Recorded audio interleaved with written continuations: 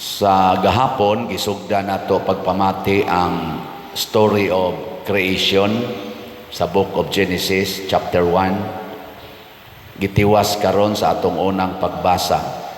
O kada gyud human sa gibuhat sa Ginoo, kanunay gid niyang isulti og nakita sa Dios nga maayo ang iyang nabuhat. In short, wala gyud nabuhat ang Ginoo nga dili maayo.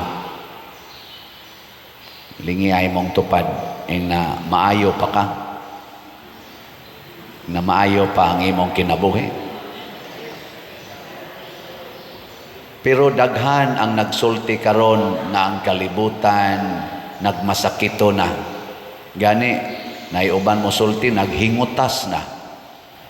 Kaya nga tong ozone layer kuno nagguba na, o niya na ang global warming, climate change, na kung mo mature yun ni siya, end of the world na yun.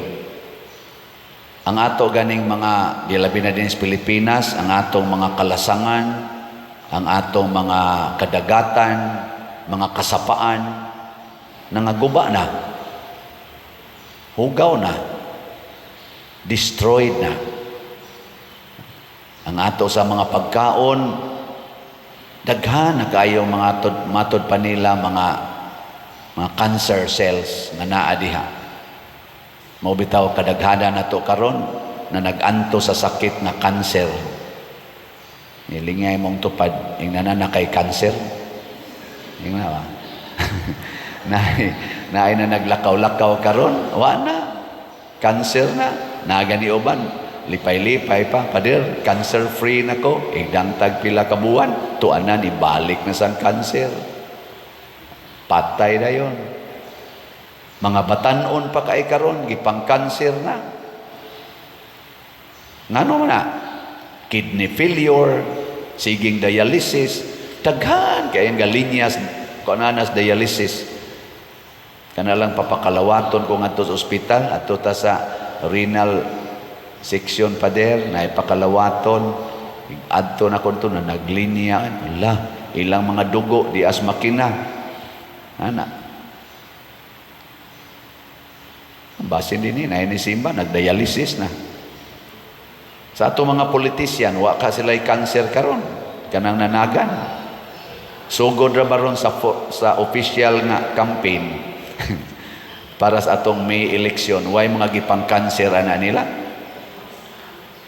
Way mga kidney failure nila. Nya mudagan lang yapon, politika bahalag masakiton. Wa man gani ka kahimog healthy sa imong lawas, maka-healthy na noong kas katilingban. Pahuway na lang tingali, masakito na ka. Di ba? Mao na nga importante kayo nga makasabota nga ang gibuhat is Ginoo, original yung gibuhat sa Ginoo, maayo. Kinsa may naghatag og kadautan sa atong katilingban, ang yawa. Ang yawa dili magbubuhat, tigdagmal siyas binuhat sa Ginoo. Ug unsa may gamiton sa yawa aron ta mawagtang sa passing ang balaod sa tao. Ang Ginoo sa iyang pagbuhat naa siya'y balaod, gitawag natog divine law, usay tawgon natog natural law. O kung ang atong mga balaod dinis kalibutan nga gipatuman dili gani mo align sa divine law, anha mosugod ang problema sa atong kinabuhi. Mao bitaw karon particular kay tag legality, pero ato nang gineglect ang morality. Luoy kay ta. Moral norms mao na gikinahanglan aron ma-align ta sa divine law. Ang mga legal norms mao nay mo-align sa atong human nature. Kung magsige na lang tag-focus aning legal, what is legal, nya malimot na ta what is moral, mga guba gid ta. Unang maguba ang atong relasyon. Kaning kaguba ron sa relasyon sa ato mga politicians. Because they did immoral activities. Nya siging panalipod aning ilang immoral activities, hantod na nag-away, dagko kay taggastong kwarta, binilyon atong gigastong kwarta, spending for their immoral activities. Nya managa na sad sa eleksyon, pangilad to the max natong mga botante. Lingay mong tupad. Yung na magpailad pa ka. Pailad pa ka? Ana? Yung nakanang naong ni mo, ilarunon kayo. Bitaw. Ako, mailhan man anak ko mga ilarunon. Una, mahigugmas kwarta. Kanang mahigugmas kwarta nga tao, kanang sigig pangitag kwarta, ilarunon yun na. Mao nang daghan kay nangailad tungod anang kwarta, karon lang ganing bago, na scam na diha sa ospital. Na ay mo scam diha sa atong mga bank accounts. Ngano man, pasaligan man kag kwarta, pasudlon man kas kwarta, na scam ani mga utang na anhin taon managhilak pa der tabangi in taon ko na ilad gyud ko. Na scam aning hasta pa gani ang love life, mas scam pa gyud. Naidaghang na-scam sa love life, Inay mo tupad, nawa ka nagmahay, anay mo love life. Na-scam, kaya nga naman, naidaghang kwarta, edit-date dayon, sakay-sakay sakyanan, daghan akong kaila, nangabuntis, tungod anang na ang scam-scam sa uyab-uyab. Niya, pagkabuntis na, biyaan, na-scam. Binlag, bata, dito rabasad, gidelivers, ginikanan, na utros ang na-scam. Tungod anang gitawag og kwarta. Mao ginaroy number 1. Karon gani sige hantag na kadungog ta nang mga istorya diha anang social media about political situations. Common kay nako madungog, nabudol ta. Tungod gyapos kwarta. Kwarta gyud. Kusog sa kaya nato, kining impeachment, napaspas kayo, one day ra, impeach na, tungod yapos kwarta. Di ba? Kwarta ang gipasanginlan. Dinis atong simbahan, na kwarta. O tanawa, di ba, wag kita na bodol, kaya wamasan mo mamalit og slat. Kamo basta pare gani mo sulti, hinay kay mo palit, hinay jud kayo, pero og papaliton gani og numeros loto, numero sa swertes, hala gyud linya.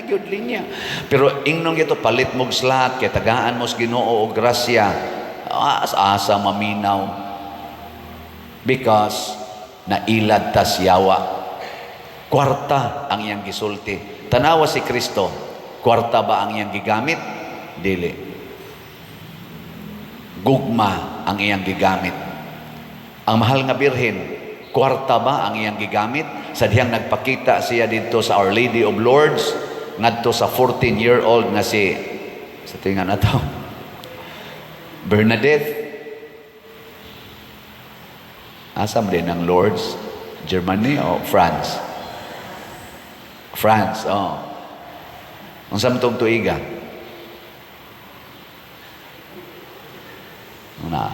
Di ba wa kita maghunahon na, pero ingna unsan tuiga to. Mga tuig ganing mga artista may kita mo kuan. Ang otro sa ko no, murag 1858 nagpakita. Unsa may gigamit? Pagampo, rosaryo.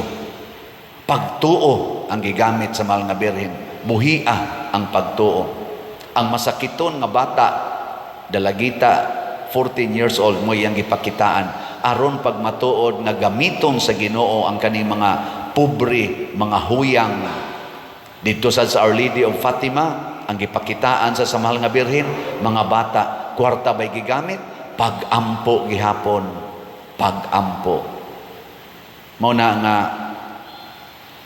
aron masulbad ning atong problema ron sa kalibutan, labi na din sa atong nasod, labi na ning kagubot o kalisod, mubalik ta sa paghigugma sa Ginoo.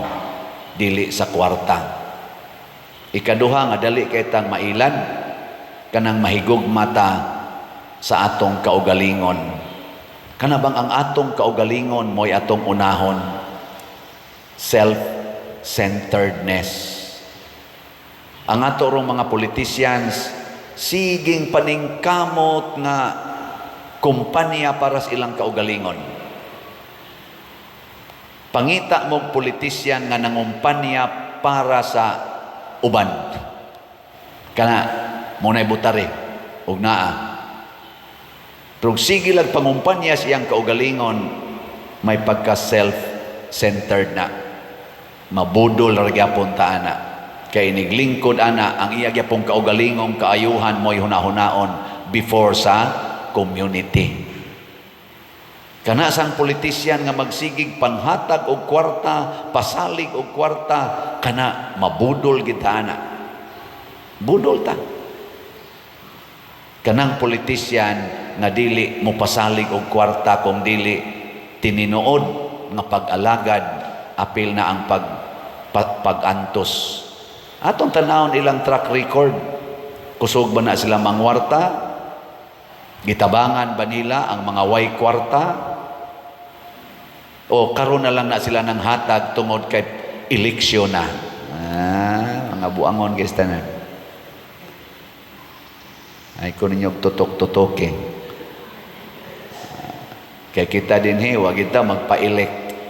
Pero 127 na kabalay nga pobre gyud kay na nagyaka siyuta ang atong napatukod karon, maayo na ang ilang kahimtang. Dili na nato maihap pila ka thousands of families ang atong nahatagag bugas, pila ka masakiton ang atong natambangan sa ilang mga tambal, pila ka lungon ang atong nahatag sa mga iglulubong nga di malubong kay way lungon or wa mahuman og bayad ang lungon, pugngan masas punerarya dili ipalubong basta di mabayran. Nakatabang ta ana, wa ta magpa-eleksyon. Nganong nakatabang man ta? Kay ni ay mga tao nga atong mga parishioners online o kamong territorial parishioners nga inig-ingon ako nga ato ning tabangan manghatag gidayon. Pero sad to say, sa ako dihang YouTube lang daan, 220 na ang akong subscribers, 220,000. Pero iniingon na to, slat-slata, tag 100 pesos, may lag na imo palit nga 20 kabuok kada adlaw. Hain man da itong 220,000. Basin paog, moingon to sila, ada, sige, palit anak, ni ay atong daghang problema. Sa dihang gisunod ni Bernadette, sa dihang gisunod sa mga bata sa Fatima, ang gisugo sa mahal nga Birhen, napuno sad sila sa grasya, labi na ginang kaayuhan sa sakit.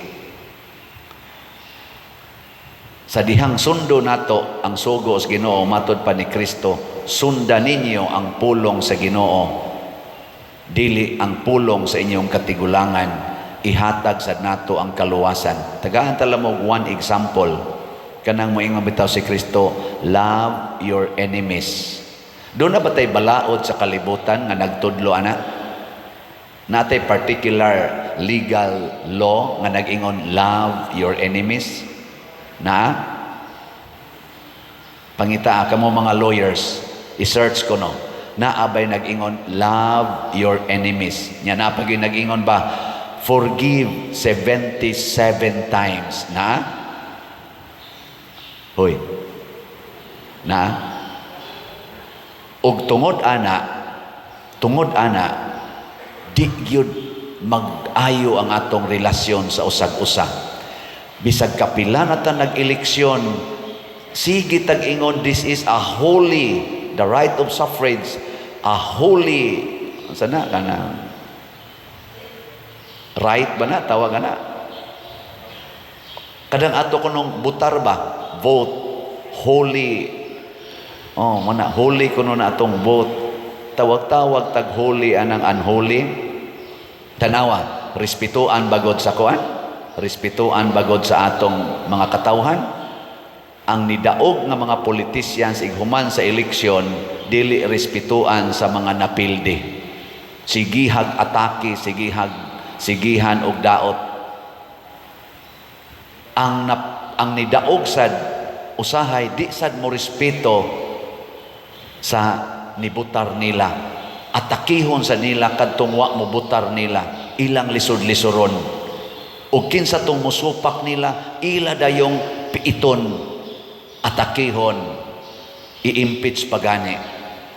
Mura nagsila na ihawd. Dili na ang mga tao. Tiyaw mo ka na, 32 million ang nagbutar. Wa man nagreklamo ang 32 million. Ang ni-impeach, 215 ra. Equal rabi ang atong votes. Kana mga congressmen, ug ang akong butar, inig panahos eleksyon, parihara na. One vote, one count. Nya tungod lang kay nakalingkod na kadiha, gamhanan na kay ka, tumbahon lang ang 32 million sa 215. Gikonsulta og sa atong 32 million unta kun unsay ilang majority decision. Una pa mobutar kining 215 nga gitawag og representatives.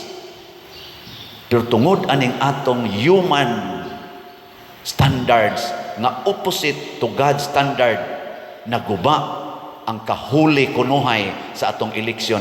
May pagwa na eleksyon. Di ba? Ay bitaw padayon tag-eleksyon.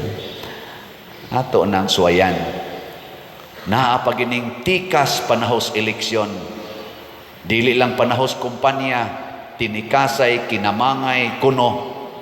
Kana pag yung pag-adjust sa resulta, dagdag, bawas, automated man or manual man, naagi ng dagdag bawas nga accusation. Kaluoy sa atong Pilipinas. Hinaut unta, mawa na karong panahos eleksyon. Iampo nato, mauni ang sakit nga kanser sa atong Pilipinas. Graft and corruption. Kanser na ni. Tinikasay sa eleksyon, kanser na ni. Political parties by patronage, cancer na ni. Muna ato na siyang suwayan og ampo sa mahal nga Birhen sa Lourdes. Mahal nga Birhen sa Lourdes, ayuha taon mi. Nya motubag sad ang mahal nga Birhen sa Lourdes, do what my son is telling you. Do everything what my son is telling you.